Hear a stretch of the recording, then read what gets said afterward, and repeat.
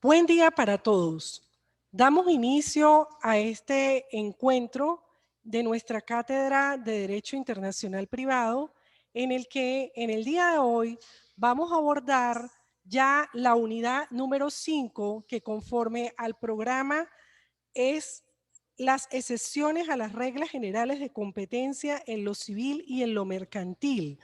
Como si ustedes revisan el contenido programático, este tema es más extenso, entonces yo lo repartí en los encuentros que nos faltan. El día de hoy vamos a desarrollar lo que es la cooperación judicial internacional y luego en el próximo encuentro trataremos lo relativo a la cuestión incidental y al tema de los matrimonios para dejar para el encuentro sincrónico lo concerniente a el exequatur. Y así terminaríamos todos los aspectos de esta unidad número 5. Entonces, como ya les señalé, hoy nuestro tema es la cooperación judicial internacional. Para ello, vamos a comenzar por situarnos en el contexto. ¿Por qué la cooperación judicial internacional? Como lo decíamos en nuestra primera clase de Derecho Internacional Privado, cuando nos preguntábamos cuáles eran los presupuestos para que se diera esta rama del derecho, nosotros señalábamos en esa oportunidad que el primero de ellos es el sociológico relativo a la movilidad social. Y en efecto, esta movilidad permite que el hombre, las personas naturales o jurídicas, entren en contacto con personas ubicadas en los territorios de otros estados. Y esto va a traer como consecuencia el incremento de las relaciones comerciales a través de la celebración de contratos, de diversos actos o hechos que tienen relevancia en el mundo del derecho. Y es así como en un momento dado pueden surgir controversias relacionadas con estos contratos o estos hechos o actos jurídicos que han sido celebrados con la presencia de elementos de extranjería, producto de precisamente la conexión de las personas entre distintos estados, que como ya señalábamos ahora mismo, debido al empleo y al uso de las tecnologías, ni siquiera es indispensable la movilidad física, sino que lo podemos hacer desde nuestras casas, desde nuestros propios, la sede de nuestros propios estados. Entonces, cuando surgen las controversias derivadas de estas situaciones, se producen procesos, juicios en un lugar de un territorio determinado de un estado. Pero cuando en estos procesos existe la vinculación de los elementos de extranjería, ya sea por la nacionalidad, por el domicilio, por el lugar de la celebración del contrato, por todos aquellos puntos de conexión que nosotros hemos venido estudiando, hay situaciones en que el juez que está decidiendo debe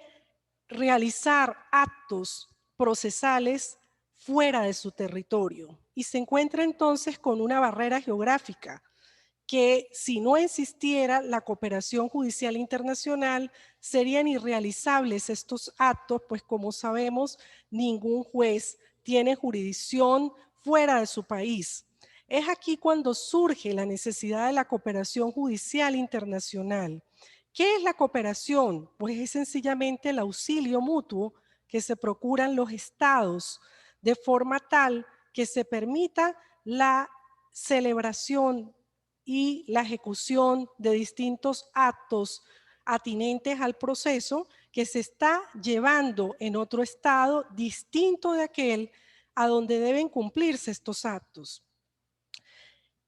¿Cuál es la finalidad de esta cooperación judicial internacional? La posibilidad precisamente de la realización de estos actos necesarios para el juicio que se está tramitando en otro estado, venciendo las barreras geográficas de forma tal de permitir que el proceso llegue hasta su fin, que es el poder dictar una sentencia ajustada a derecho y que además nos permita la realización del fin último del proceso, que es precisamente la realización de la justicia. En este sentido, lo importante o lo trascendental ha sido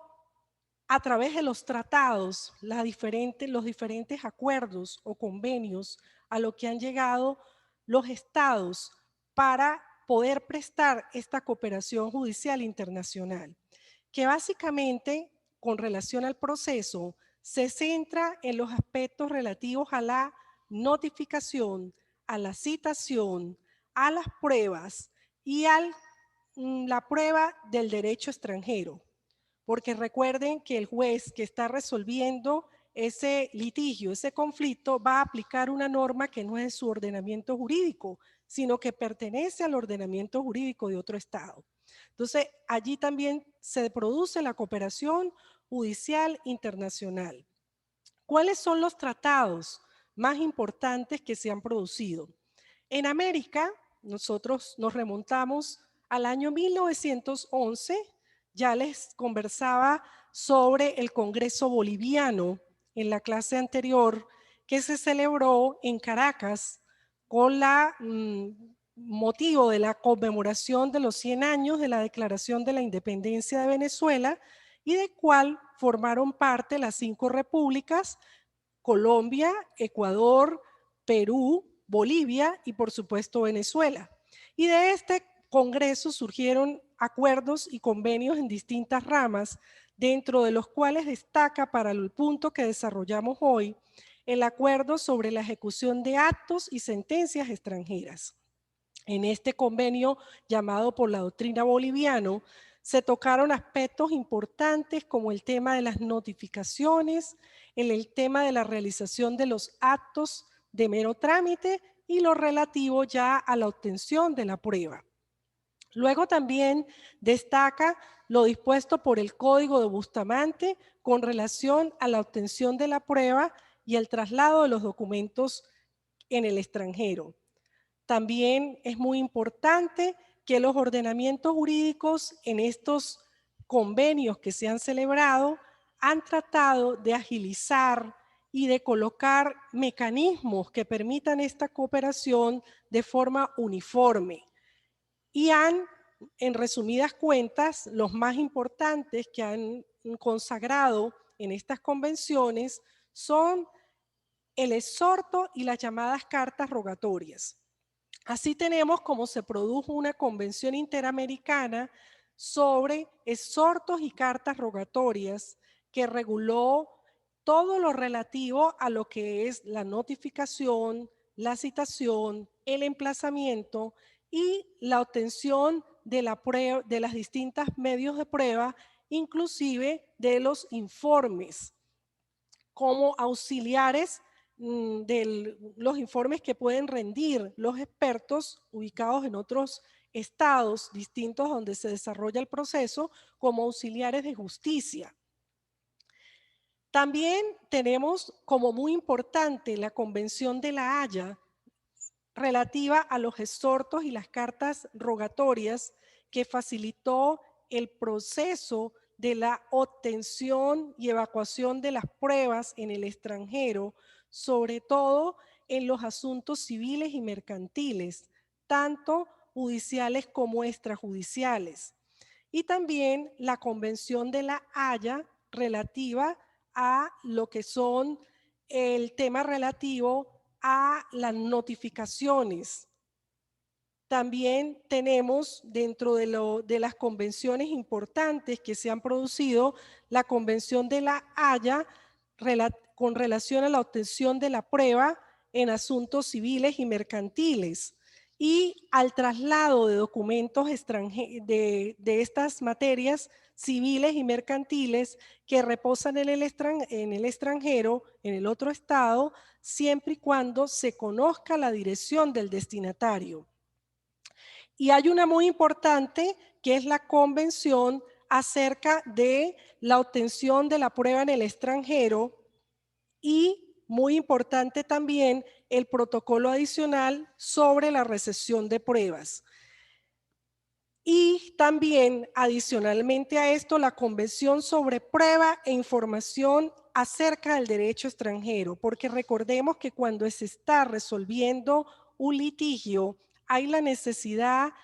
cuando existen elementos de extranjería, de que el juez aplique, tal como se lo señaló la norma de conflicto, una norma de un ordenamiento jurídico que para él es extraño. Entonces, esta Convención sobre Prueba e Información acerca del derecho extranjero le permite a los estados suscribientes de la Convención solicitar a los otros estados, a través de una rogatoria, que se le informe sobre la vigencia de la norma que va a aplicar, sobre el espíritu, sobre el alcance de esta norma en su ordenamiento jurídico, de forma tal que el juez que va a dictar la decisión pueda darle a la norma una interpretación lo más cercana posible a la que inspiró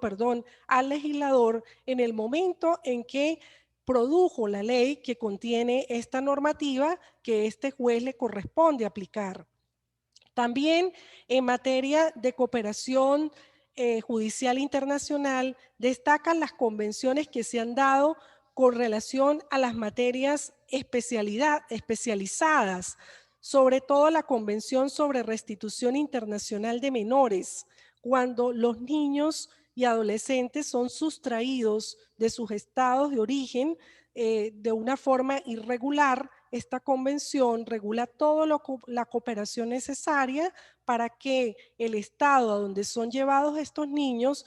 facilite el reintegro a su estado de origen y les garantice sus derechos a la guarda, a la custodia y al régimen de visitas. También el Convenio de La Haya sobre aspectos civiles de la sustracción internacional de menores garantiza estos derechos para los menores cuando son objeto de tráfico de niños y adolescentes, y hay una autoridad central en el sentido de que facilite toda la cooperación y la coordinación necesaria para el reintegro de esos niños a los estados de origen.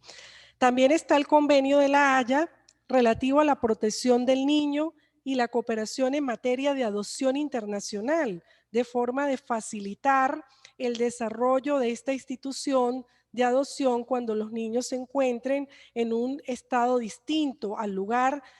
al cual pertenecen los futuros padres adoptantes.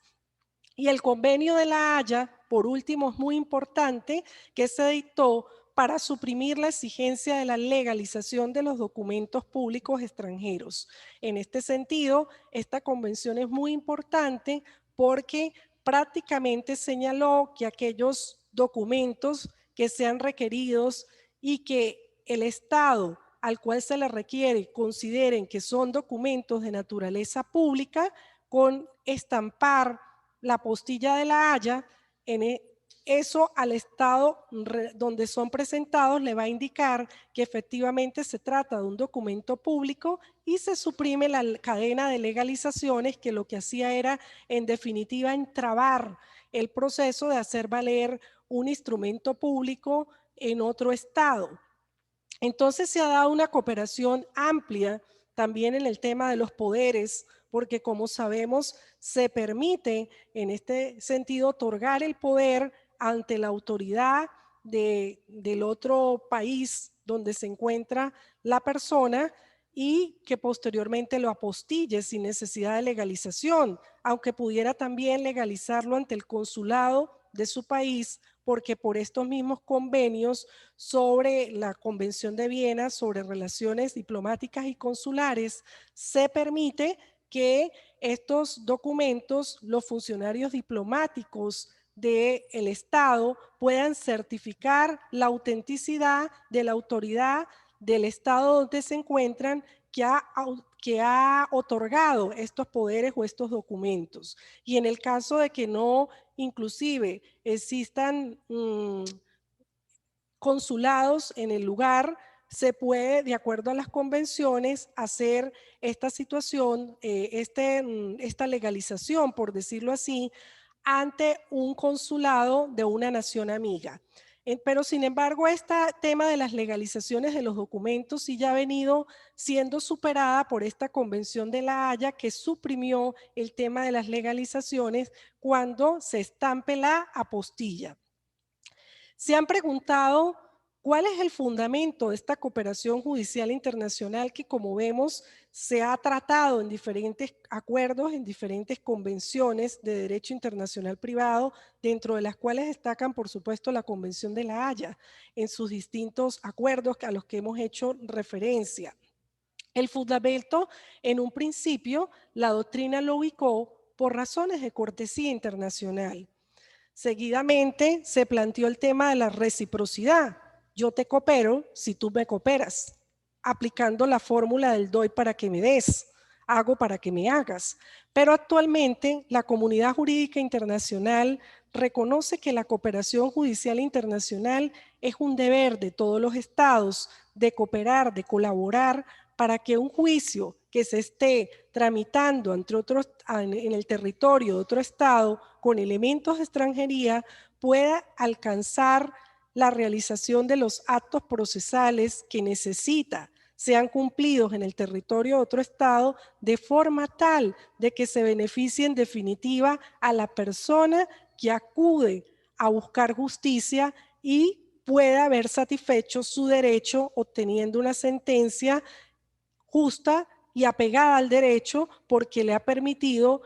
hacerse de todas aquellas actuaciones que no pueden cumplirse dentro del territorio, pero que son indispensables para la obtención de la verdad. Es decir, para que la verdad se acerque más, la verdad formal, a la verdad verdadera. Entonces, se cumpla con el fin último del proceso, que no es otro que la realización de la justicia. Entonces, esto es en definitiva lo que se maneja ahorita actualmente como fundamento de esta cooperación judicial internacional. Ahora, en cuanto al tema de las notificaciones, que es muy importante porque como sabemos la notificación es el acto comunicacional que le permite a su destinatario tener conocimiento sobre la instauración de un proceso en su contra o el tema de la citación cuando se le emplaza, se le trae al juicio. Ha tenido en el derecho comparado distintas posiciones que han abordado cuando se debe considerar que ha quedado notificada la persona que se encuentra en el extranjero utilizando estos mecanismos de cooperación internacional como el exhorto para que se practique esa notificación o la carta rogatoria. Se han producido diferentes posiciones. En un primer lugar, tenemos el sistema francés, para quien la emisión de la notificación es suficiente para considerar a la persona legalmente notificada. Se aplica el llamado conocimiento presunto, lo que luce una injusticia porque la persona ve cercenado su derecho a la defensa, ya que el sistema francés solo considera cumplida la notificación con el hecho de que se emita. No le interesa si el destinatario en definitiva tiene conocimiento o no del contenido de esa notificación. En segundo lugar, tenemos el sistema germánico, eh, para que lo importante de las notificaciones es el conocimiento efectivo, que es lo que más protege el derecho de ese sujeto objeto del acto cooperacional para que en definitiva pueda ejercer su derecho a la defensa. Y luego tenemos el sistema anglosajón que da libertad plena al juez para que él pueda determinar de acuerdo con el caso concreto cuándo se debe precisar o se debe establecer que la persona quedó notificada, la persona que se encuentra en el extranjero. Ahora bien, el convenio de La Haya estableció en su artículo 15 lo relativo a la práctica de las notificaciones, que el procedimiento en todo caso debe suspenderse. Una vez que se emite la notificación, debe quedar suspendido hasta que conste efectivamente a través del envío de las actuaciones cumplidas en el estado requerido de estas documentación que permita demostrar que la notificación efectivamente fue entregada al destinatario. Cuando no es posible obtener estas certificaciones, la Convención señala que debe suspenderse por lo menos por 6 meses a partir de que la persona se le entregó la notificación de acuerdo con el derecho aplicable al estado requerido, al derecho procesal, que se debe informar que se cumplieron todas las formalidades relativas a la práctica de la notificación, y una vez que el estado requerido informa que se cumplieron con todas las formalidades para efectuar esa notificación,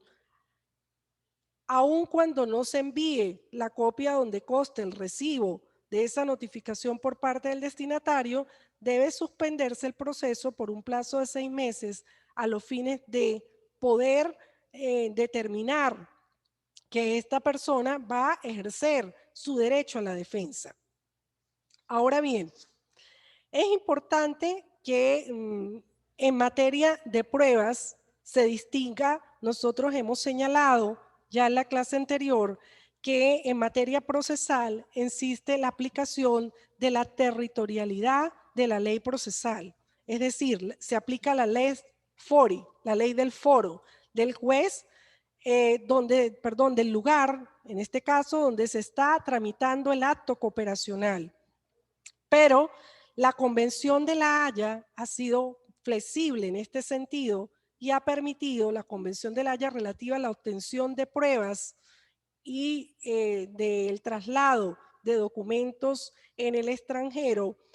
hasta su destinatario, permite que en este caso el Estado requirente, que es el que solicita a través del exhorto de la carta rogatoria al Estado requerido, pueda pedir una formalidad, el cumplimiento de una formalidad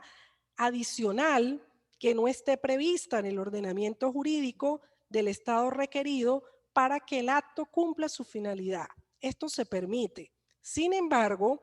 hay unas excepciones contempladas en esta Convención de La Haya que señala que siempre y cuando el Estado requerido puede quedar exonerado del cumplimiento de estas formalidades adicionales que se le pidan cuando sean contrarias a su derecho interno, cuando alegue razones de orden público internacional y también cuando señale que son imposibles materialmente de practicar. Ahora bien, en la práctica, ¿cómo se hacen estas solicitudes? ¿Cómo se lleva a cabo estas solicitudes o cartas rogatorias? En este sentido es importante señalar, ¿verdad?, el tema de la traducción. ¿Para qué? Para que el acto alcance su finalidad. La Convención de La Haya ha señalado que en todo caso, y los convenios a los que hemos hecho referencia, la Convención Internacional sobre exhortos y cartas rogatorias, han sido unánimes en señalar en que estas solicitudes deben ser traducidas. Debe llevarse la solicitud en el idioma, por supuesto, original del Estado que la está requiriendo, pero debe ir acompañada de la traducción en el idioma del lugar donde se va a cumplir ese acto cooperacional, es decir, del Estado requerido. En algunos países se exige que la traducción sea total, tanto de la solicitud, es decir, tanto de la solicitud como de todos los anexos, y en otros estados se exige que solamente se haga la traducción de la solicitud y no de los anexos. En este sentido, hay una norma importante en la Conferencia Interamericana de Derecho Internacional Privado que se estableció, y en la Conferencia de La Haya, se estableció en la Conferencia de La Haya que en todo caso, cuando no se conoce el idioma del lugar a donde se está requiriendo, que debe ir esta solicitud en el idioma inglés o francés, en uno de estos dos idiomas, salvo que el Estado parte de esta Convención de La Haya haya suscrito con alguna reserva, señalando que en todo caso, cuando se le requiera a él, debe hacerse en su idioma y no acepta el francés o el inglés, como es el caso de Venezuela. Venezuela hizo reserva expresa en la Convención de La Haya cuando la suscribió y exige que cuando se le requiera algún acto de cooperación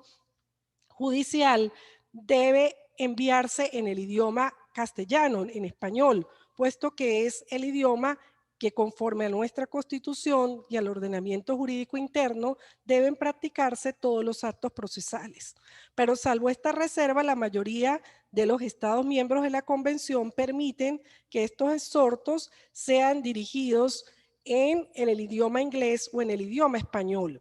¿Cuál es la finalidad de la traducción?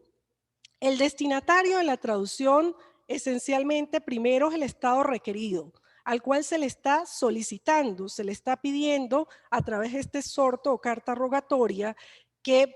cumpla con esa actuación, con esa cooperación. Y esto permite, por supuesto, una facilidad de comunicación en el mensaje.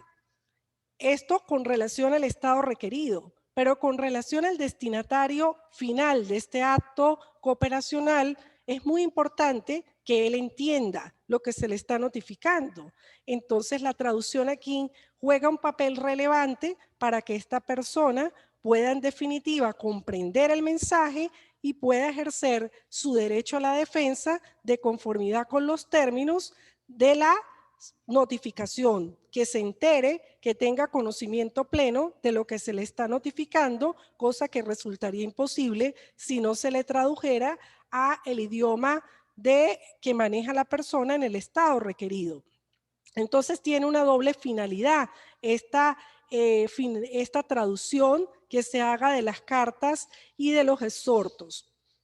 Por otra parte, es importante también que comprendamos que la cooperación judicial internacional ha sido tan dinámica que podemos hablar de que existe una cooperación judicial activa, que es cuando se da todo este procedimiento conforme a las convenciones a las que hemos hecho mención y se hace la solicitud a través del exhorto o la carta rogatoria para que el estado requerido cumpla con el envío del documento de la prueba, que practique la citación, la notificación de conformidad con lo que se le solicite. Pero también se ha desplegado la existencia de una cooperación judicial pasiva, que es cuando no hay una solicitud expresa, sino que simplemente el estado al cual se le debería requerir, pero que no se le requiere, facilita no calla, no dice nada, no reprueba la cooperación en el sentido de que permite de que las autoridades diplomáticas y consulares del estado requerido sean las que directamente practiquen determinadas actuaciones en el territorio del otro estado, o que simplemente permite, sin que medien solicitud de carta rogatoria, de que esa actuación se cumpla ante sus funcionarios, ante los funcionarios del estado requerido, guarda silencio. Entonces, esta es la llamada cooperación judicial pasiva. Como nosotros vemos, existe una amplia gama en materia de cooperación judicial internacional que a medida que los estados se van adhiriendo a estos documentos, a estos convenios, perdón, va agilizando, va siendo cada día más dinámica, de forma tal que se desentrabe y se pueda romper con esa barrera geográfica que imposibilita la realización y la práctica de actos procesales en otro estado distinto al estado del lugar donde se está llevando el proceso. Y estos convenios han jugado un papel tan importante porque recordemos que el derecho internacional público, por regla general, prohíbe a los funcionarios de un estado realizar actos en el territorio de otros estados, actos de autoridad, de jurisdicción. Y en segundo lugar, el derecho internacional público no establece una obligación de cooperación para los estados en el sentido de que permitan la realización de estas actuaciones. Entonces es aquí donde la herramienta y el mecanismo principal, como lo señalaba al comienzo, han sido estos acuerdos, estos tratados que han permitido sin duda agilizar esta cooperación judicial internacional. Por supuesto que en materia de la traducción es importante que cada ley, que cada ordenamiento jurídico interno obtiene su normativa con relación a los intérpretes públicos. No toda persona puede traducir, sino aquella que cumpla con todas las exigencias requeridas por el ordenamiento procesal interno, por su ley relativa a los intérpretes públicos, o si no tienen una ley especial sobre la normativa dispuesta en tal sentido. Ahora bien, en conclusión, nosotros podemos afirmar que la cooperación judicial internacional permite, como ya lo hemos dicho, el auxilio, la ayuda mutua y romper, sobrepasar las fronteras geográficas de forma tal de dar cumplimiento a los diversos actos que permiten la continuidad o la consecución de un proceso cuando existen elementos de extranjería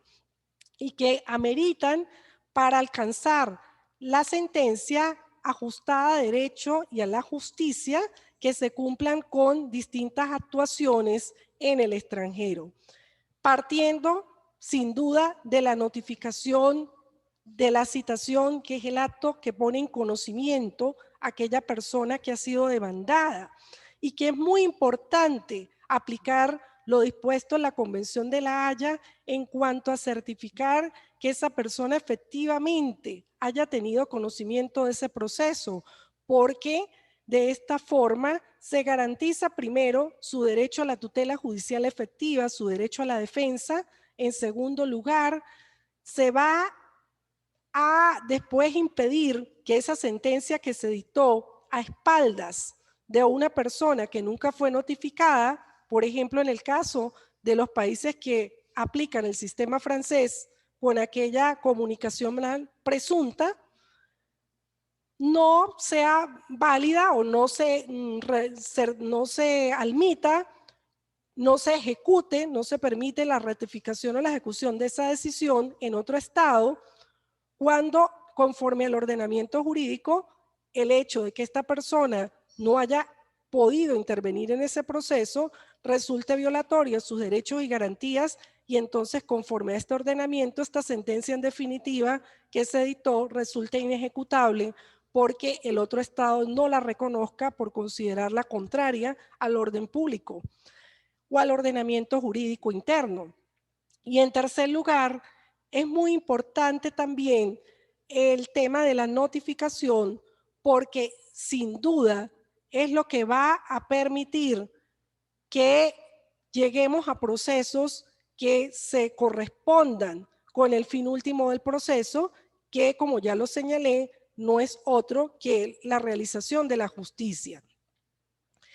En este sentido, es importante señalar que si bien tenemos estos mecanismos a través de los exhortos y de las rogatorias y que permiten no solamente el cumplimiento de actos de mero trámite, y además de la citación y la notificación, los emplazamientos, la obtención de la prueba existente en el extranjero, la posibilidad de obtener declaraciones en el extranjero, la posibilidad también de obtener informes periciales, de experticias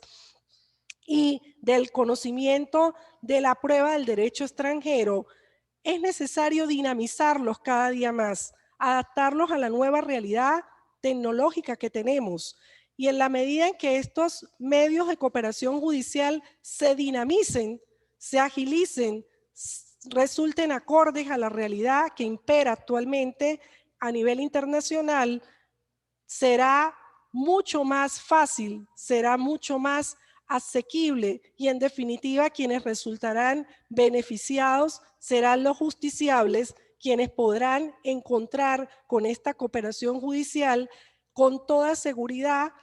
una sentencia que se ajuste más a la realidad y no a la formalidad, sino que en definitiva garantice el cumplimiento de un debido proceso, de un derecho a la defensa, de un derecho a la tutela judicial efectiva y el respeto a todas las garantías procedimentales, como incluso y tan importante para el justiciable la posibilidad de poder recurrir de esa decisión y de poder agotar todos los recursos hasta que se configure la cosa juzgada, pero una cosa juzgada que sea estrictamente apegada a el cumplimiento de todas las garantías procedimentales. Con esto abordo lo que es la cooperación judicial internacional. Les haré llegar el material de apoyo. Recuerden que es el primer aspecto de la última unidad y que los faltantes los desarrollaremos en nuestro próximo encuentro